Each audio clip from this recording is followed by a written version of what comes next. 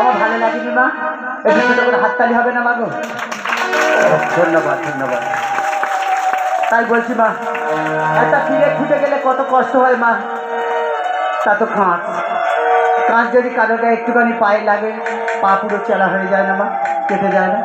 তাই বলছি বেহুলায় কাঁচের ওপর নৃত্য করেছে মা, কারোর যদি ভালো লেগে থাকে মা, মা মনসার নাম করে যে যা দেবে খুশি করে যে যা দেবে তার নাম ঘোষণা করে দেবো, নাম সহ প্রচার করবো মা। হ্যালো